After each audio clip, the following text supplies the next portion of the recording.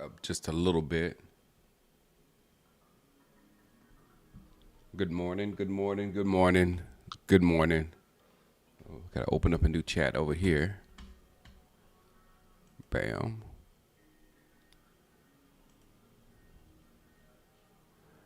And what about that press conference yesterday? There's so much stuff to what they said to unpack. There's so much stuff to unpack here after that press conference. Good morning, Vic. Good morning. I'm here for you guys today. Yesterday, first day back, I was like just spewing all my thoughts from all the days between uh, us beating the Tampa Bay Buccaneers. Just think back how we felt. You know what I'm saying? When we beat Tampa Bay with Cooper Rush, and knowing Tampa Bay was probably a playoff team, was like, okay, maybe we make a couple little changes here and there. You know what I'm saying? There's no telling what might happen. Hold on just a second. There's no telling what might happen.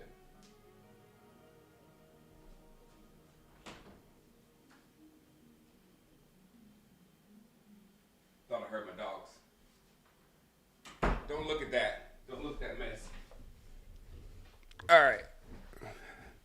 I just put everything in that corner. I got to take it upstairs, so don't look at that mess. But Jay says Schottenheimer will be solid, just like McCarthy was. But Jerry and Steven are so condescending that they're going to neuter him and blame Dak for it. Oh yeah, 100%. Jace just let me put that on the screen. I know it's probably on the screen already. Hold on, Jace. You just. There we go. I'm gonna say it again. Schottenheimer will be solid, which he will be because he's not going to change.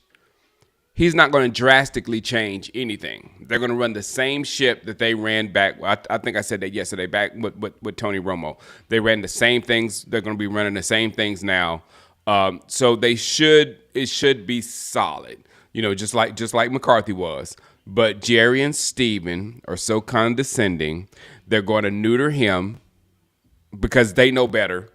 Because they obviously, from what you saw yesterday of how Jerry made that press conference about him, and then how Jerry has also said that nobody has done a better job at GM, or nobody could have done a better job at GM than him.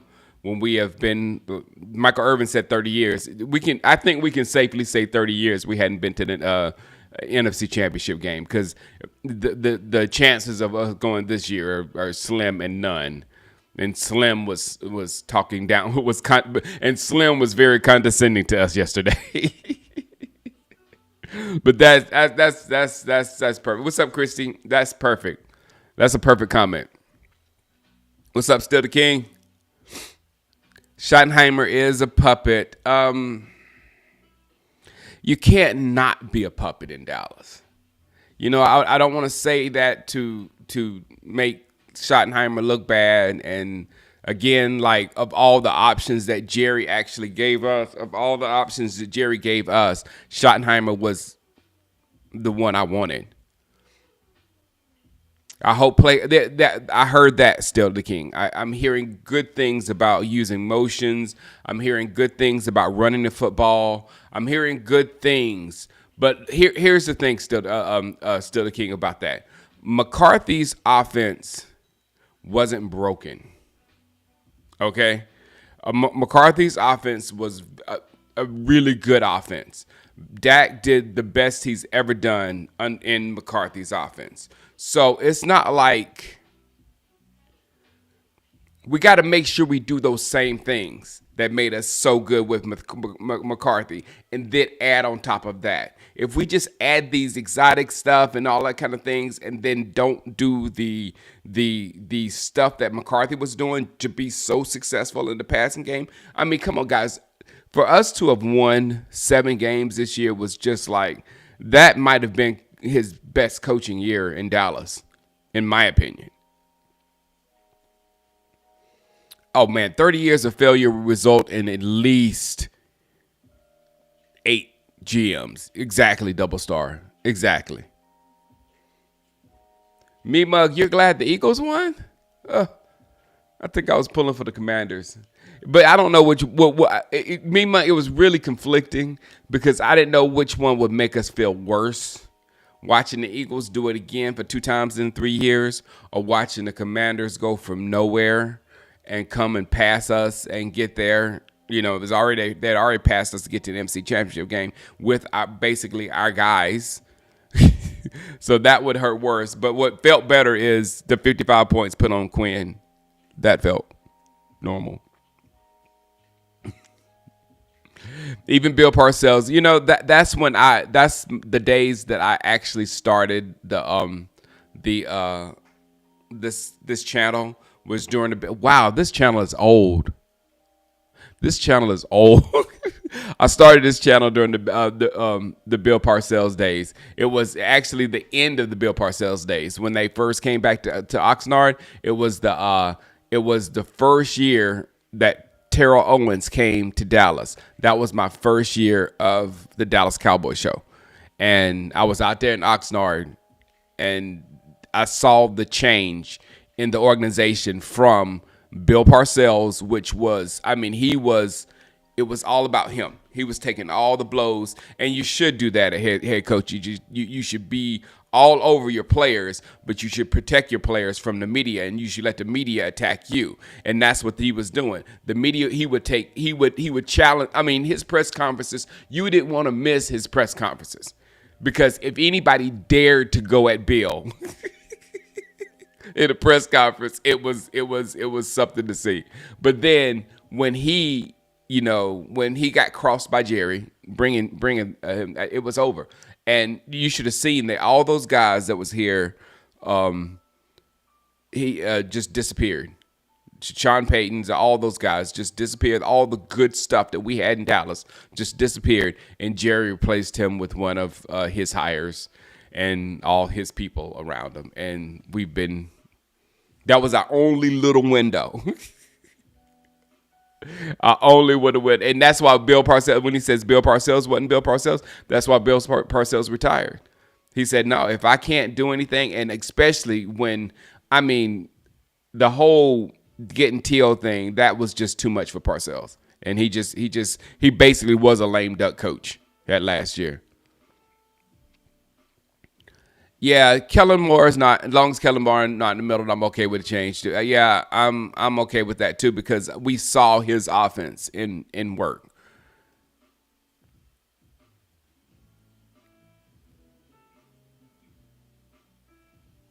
Draft. We're gonna be talking draft real soon, Clarence. Shotty is isn't that crazy though, be reals? How about that for you've been passed over. Rex Ryan. Okay, this is how old Shotty is. Rex Ryan said that him and Shotty was up for the Jets job, and Rex Ryan got the job. And what year was it when Rex was coaching the Jets? So just think, you've been floating around the NFL that long, going into college. When you don't have an NFL job, you go down to college and work a year, because he hadn't been not working ever. So if he's not working in NFL, he'll go down and work I think he worked for Georgia or somebody like that, some other college teams, and then come back to the NFL the next year. But just think about that. That was your life. And then all of a sudden you get the offensive coordinator job for the Dallas Cowboys, which is just a title job that you had very little responsibility, because the head coach ran his offense, and the head coach called the plays, and the head coach was basically in charge of the offense, and you was assisting the head coach. And then the next day he's gone and you're the man. Just wow. Still the King said you was here back then. No, we can't go O-line. We need to find any O-line help. We need to find in free agency now. We've done what we needed to do with O-line, and our O-line is too young at this point. We need some veterans. We need some older guys. No Shedeur Sanders. Oh my goodness. If you're gonna do Shedeur Sanders, you don't do Shoddy. You go get Dion. You actually want the sexy Rexy. Yeah, it's very. Rick Charlton says, unfortunately, he thinks that Shotty Howard is a Campo 2.0. Yeah, that when somebody said that as soon as it happened, and I was like, very, very Campo-like. Because during the Dave Campo years, Jerry Jones was the coach. So right now, Jerry's too old to be the coach like he was then, but the front office is clearly in control, and they will dictate what they would strongly suggest what Brian Schottenheimer should and shouldn't do. It was done during that butt fumble season. Yep. You gonna blame the butt fumble on the offense coordinator? Okay. Hey, what's up, Moises? Moises said what he did like about the press conference is he got hints, finally realizing what we need to improve on the running game. Exactly, Moises. Yes. I kind of dipped into that earlier about motions, about running the football and things of that sort. So, if we can get some kind of run-focused, Callahan-type offensive coordinator that knows how to run with Shoddy and understand that, these things are just, to me, I was thinking about this morning. To me, these things are just obvious to me. To me, this morning, I would have kept Mike McCarthy. But I would have had Mike McCarthy in the negotiations. I would have had every single game time management issue that he had. Every single one of them. And I would demand that he get someone on his staff with him that is a perfectionist at time management. Because in this case right here, McCarthy, all you had to do is take knees and we would have won the game. And you somehow figured out how to lose it by throwing the ball in situations we didn't even have to throw the football. How many times has that happened? We've lost football games because Mike McCarthy chose to throw the ball when he could have just taken a knee. Running is even better because running, at least you have a chance. Taking a knee is just giving up. We could have given up on a play and still been in a better position to win the football game. So running in those situations is perfect. So now that we have Schottenheimer and these new dudes, maybe we have somebody that understands that running in those situations, even if we don't get the first down, even if we still drain the clock and make it tougher for the other team. We still drain the clock and allow our defense to sit over there and take a breath and get a drink and all that kind of stuff and scheme and talk and get themselves ready for the next play. Not just how many times have I said, I would have had every time when I think his first season here or second season here, when he first got here, he had like a 30-something second possession at the end of a football game, and we ended up losing the football game. I think it was against the Jaguars or something like that, if my mind is clear on me. But I would have had all those situations when Mike McCarthy did that, just lost the game for us to offset all the good that he's doing, to know that all we need to do is keep your good and now tweak this stuff. Get somebody in here and help you this stuff because you're hurting us right here, sir. You're hurting us. That's what I would have done. But us, we're just opposite. We're gonna just get rid of the dude and pick somebody up from within, and then they're gonna make Brian Schottenheimer call the plays off junk. Now he's a This is how you know it's not going to work. This is how you know it's not going to work and it's messed up from the top. And you always know it from this level, from when it's put together.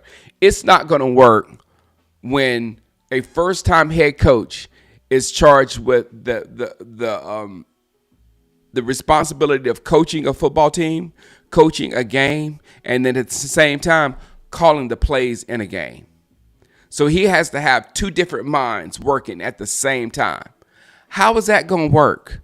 One side is going to fail. You need to have to hone in on play calling. When we're not on offense, you need to be thinking about what did work, what didn't work. You need to be looking at things and say, okay, we did that. There's so many things that you should be doing in a football game, when the defense is out there, whatever. A head coach cannot do that. when the offense goes when it goes to defense, a head coach has to pay attention to what's going on in the football game in the defense. He can't keep his mind on what offensive calls he made and all that kind of stuff. You need somebody that's thinking about that and thinking about that only. So we've lost. And it's the front office already. I'm telling you right here, right now, we've lost already, and it's the front office.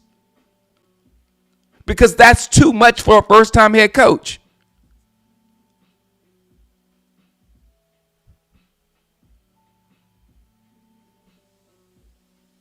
Sorry, let me go back to the thing. We need a dynamic running back like Genty. Yeah, I'm gonna get in that. You see what Saquon did for Philly. Yes, I'm all in on Genty. It's just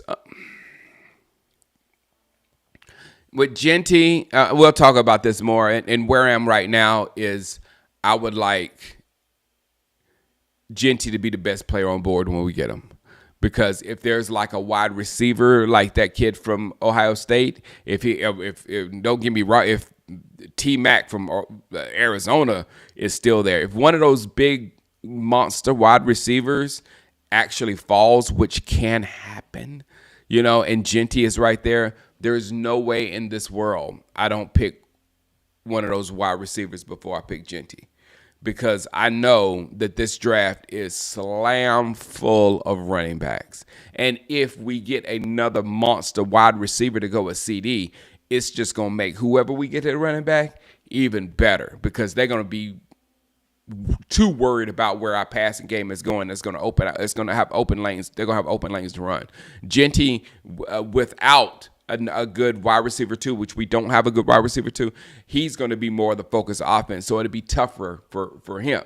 So it's all chemistry. It's all how it works or whatever. So I'm all for Genty in first round if he's the best player available. If he's not the best player available, if there's a player better than him, not offensive line and not defensive line, because those players take time to develop. We don't have time for that.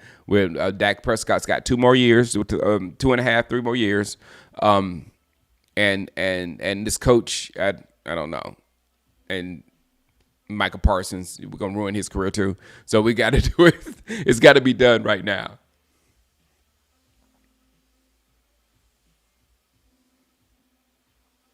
Yeah, and that's another thing, everybody. Irv Bain says Dak is only 30. He can still run, but I don't think Jerry didn't want him to. Again, losing from the top. Dak Prescott is not too old to run. Dak Prescott is not too old to run. Derrick Henry is not too old to run. It just depends on the actual individual. If that individual takes care of that body or whatever. Or just the will. Like Patrick Mahomes ain't got a running skill in his body, but he still runs. Patrick Mahomes has more of a dad bod than I have at my age. And he still knows how to run and how to get the ball. Dak Prescott was one of the best runners in college football when he was in college. He was right there with Marcus Mariota with running the football. The dude knows how to run the football. He is being told not to run. He is being held back from run. And last year, I said this yesterday, last year, Dak Prescott, Genty can pick up the blitz. Dak Prescott tore his hamstring off the bone from the stress of throwing the football from the pocket. He wasn't running and whatever. He was just contorting his body because he was trying to get out of a sack and this and that and trying to get the ball out. So come on, man. If that's going to happen, just run. Because if he's running, at least he's in control. He can go down. He can get out of the way. He can slide if he needs to. He can avoid that contact. When you're a sitting duck in the pocket and the receivers ain't open, which our receivers are never open other than CD, then you give your quarterback more chances to get his block knocked off. So that's one thing with this regime. I want to hear Dak Prescott is going to run. I want to hear it. I'm sorry. I want to hear it. Don't give me, he might get hurt. He got hurt last year. He always might get hurt. But when you look at the NFC Championship weekend, every single quarterback was a runner. Every last one of them. Patrick Mahomes a little bit different than the rest of them, but Patrick Mahomes is just Patrick Mahomes won the 2 Super Bowls ago when he lost Tyreek Hill. He went through the season and won the Super Bowl by running and extending plays and getting short first downs. He was working the system. Patrick Mahomes understands how to do that. That's why when you leave him the ball at the end of a game, he's going to come down there and at least get a field goal. Because he understands that part of the game about how, let me just get to that line and keep this ball going. And he'll do this and do some stupid stuff and just jump around or whatever. But every single quarterback, Josh Allen is an intense weapon. Jalen Hurts is an intense weapon. Allen and Hurts are elite closers at the goal line because of their running ability. Dak Prescott could be one of those type guys with his physical nature. Definitely, if we had the scheme to support it. And Jaden Daniels is just he's another Lamar. Well, Lamar light, not as stocky as Lamar. But my point is, all these running backs are running. The passing, the guy that sits in the pocket, the defenses are too fast now. The schemes are too crazy. You got to be able to get out of that pocket if things don't work, if you don't see what you need to see or whatever. You can't force the ball in there. You get interceptions like Dak Prescott throws or whatever in crucial situations. It's just you have to be able to run the football. Period. No, I don't believe that. Be real, Dak. When you looked at that, if you look at just be real, minds. Look at Dak's passes against Cooper Rush's passes and think about Dak's arm strength. And if his arm strength does start to fall, they'll see that on Madden and it will drop to like 86, like Brock Purdy.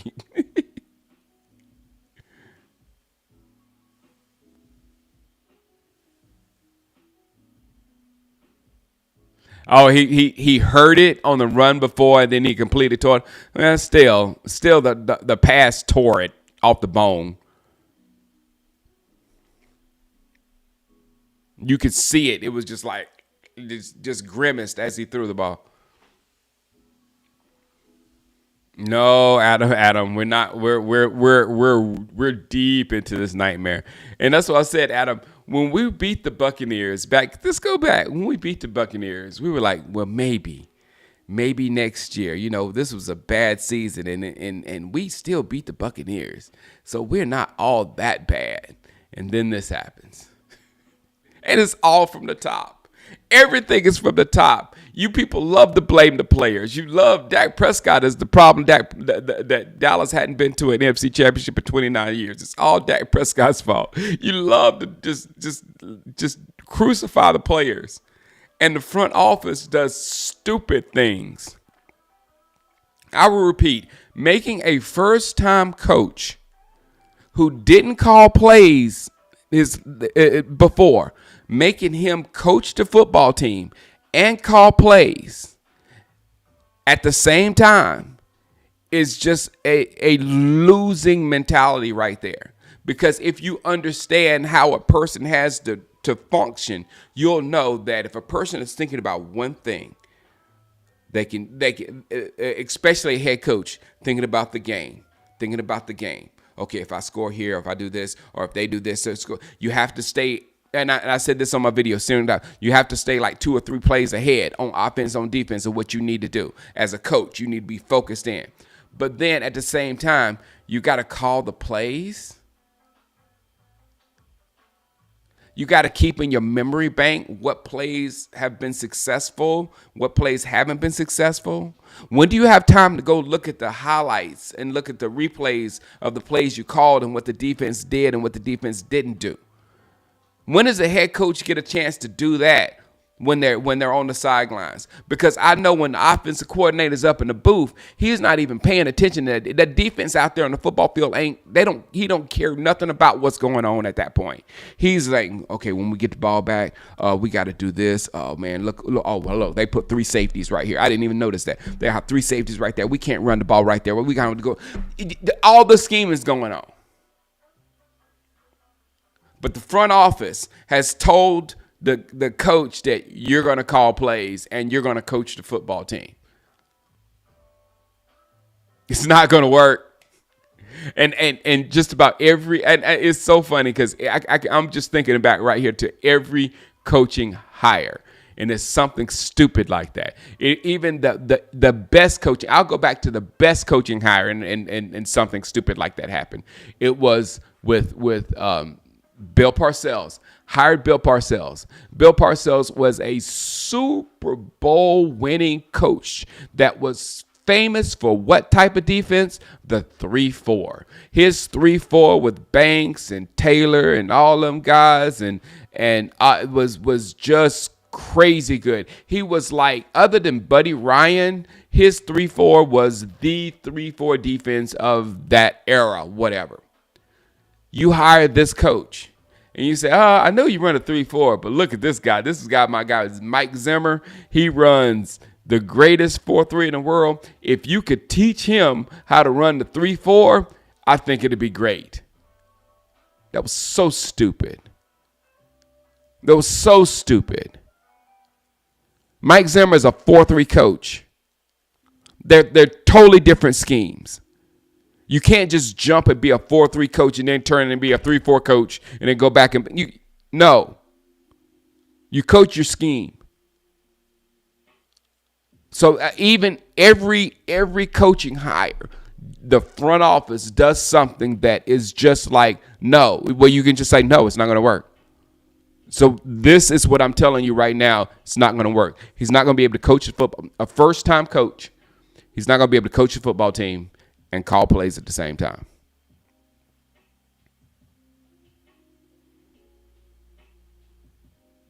At least calling Henry is Dak's fault. Everything's Dak's fault.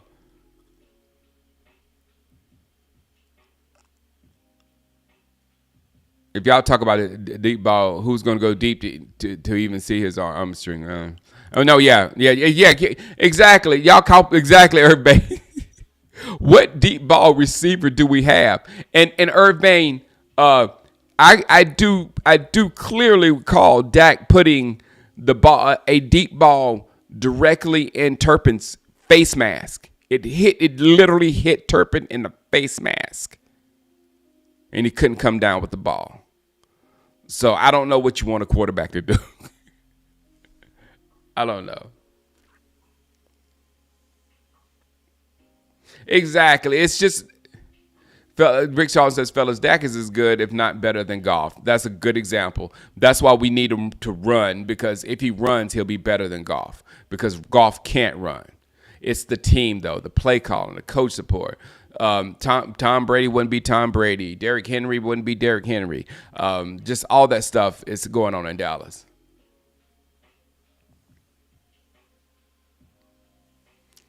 For example, Ben Johnson's offensive scheme will absolutely not have the same success the Lions have had. A premier offensive line compared to the 32 ranked offensive line with the Bears. Exactly. That matters. Your roster matters tremendously.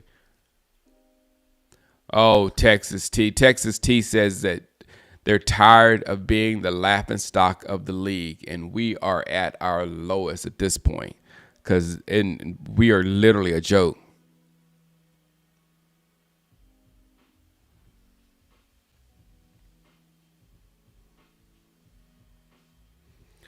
Again, Tom Briggs, how do you know that's not the receiver?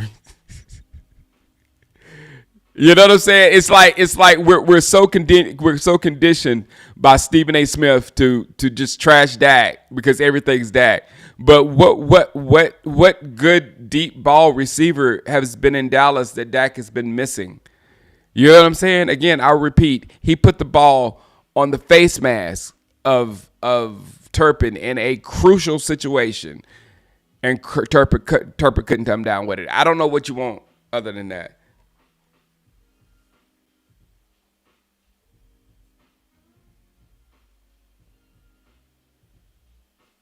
Yeah, no one's talking about how McCarthy and that's why, James Runyon, no one's talking about how McCarthy and Schottenheimer are basically best friends and no bad blood, that Mike's out and Brian's in. Yeah, because Mike wanted out.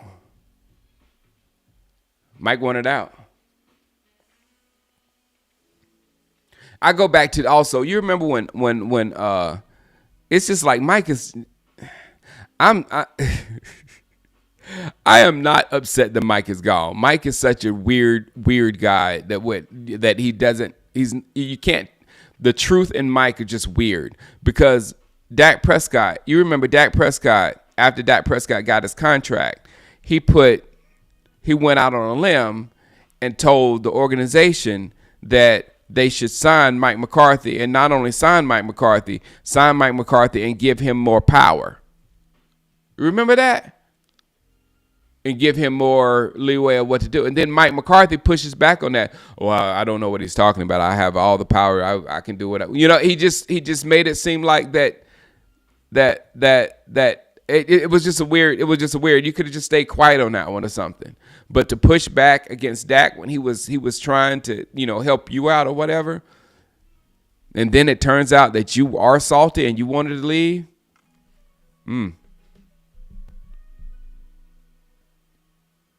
They did Zimmer wrong. Dude wanted to be the coach. Yeah.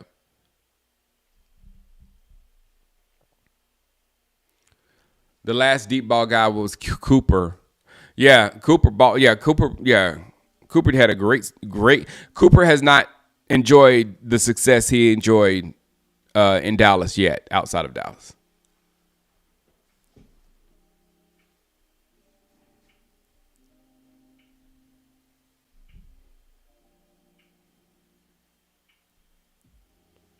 Yeah, and that's just so weird too that you can give this Super Bowl winning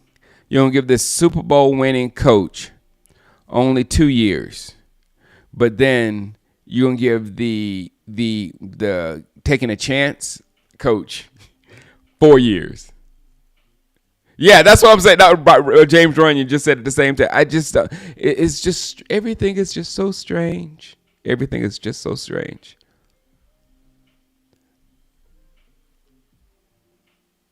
But Tom Briggs said Gallup was a good deep threat before the injury. But I lost count of how many times Dak overthrew him when he was deep open. But before the injury, Gallup was a monster. So therefore, Dak had to be hitting him a whole lot for him to get all the yards that he was getting before. You just focusing on the miss. You know what? Uh, what's his name? Bills coach Josh Allen. Josh Allen overthrew a lot in the game. He did. Josh Allen overthrew it, and on that final drive when he got 3 points, he overthrew a lot. You know why? Because quarterbacks do that, and you cannot blame Josh Allen not one iota in that game. Okay, it's just that when certain quarterbacks do it on certain teams, it is amplified. But all quarterbacks overthrow receivers all the time. All the time. It's just that when we see Dak do it, it's like, ah! But he's gonna continue to do it. I'm sorry. Because that's the nature of the quarterback position. That's why I like us to run the ball more than throw the ball, because every time you throw the ball, you put the ball in more jeopardy than running the ball. That's why you see Philadelphia doing so well, barely throwing the ball, only throwing the ball in certain situations where they must throw the ball. Other than that, they running it down your throat, beating up your defense, draining the clock, winning football. Gaslighting. Remember when I said it wasn't a rebuild? Yeah, and then remember when they called it a soft rebuild? Crash override. This is in no way a soft rebuild. Dallas, exactly. We should have let McCarthy go last year. I am in no way saying McCarthy should have stayed here. Let me get this thing off the screen now.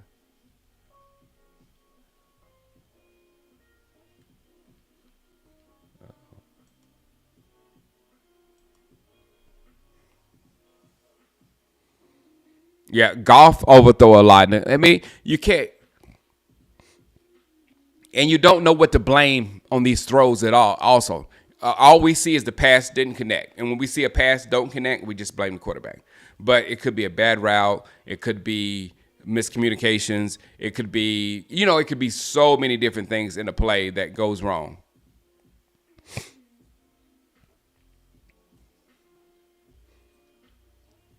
Cooper said him and Dak was like peanut butter and jelly. No, man, Earthball, I thought he called him the black What was that rumor that he called him the Black Kirk Cousins? Hey, what's up, Kathy Tashard Choice? Our boy Tashard Choice, a running backs coach. You know I'm a fan of him. I just don't know what he's done, Kathy. I don't know what Tashard. I hadn't looked at his coaching history. I didn't even know he was a coach, but I like him. He's a smart kid. He was a smart guy. I call him a kid, but he's not a kid anymore. He's an old man.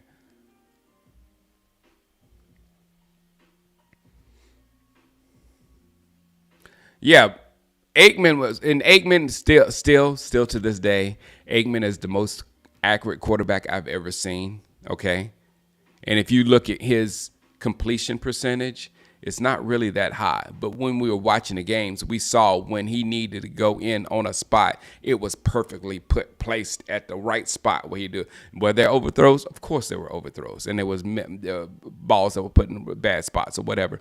But for the most part, when he needed to zone in and be accurate at one point, he was extremely accurate. Dak ain't that. Dak ain't that. I'll say Dak is a runner. As far as his natural ability, he's a runner and a good passer. Troy Aikman was just an elite thrower of the football. All right, guys, I got to go. I got to take the kids to school this morning. Wifey has to do publicity stuff.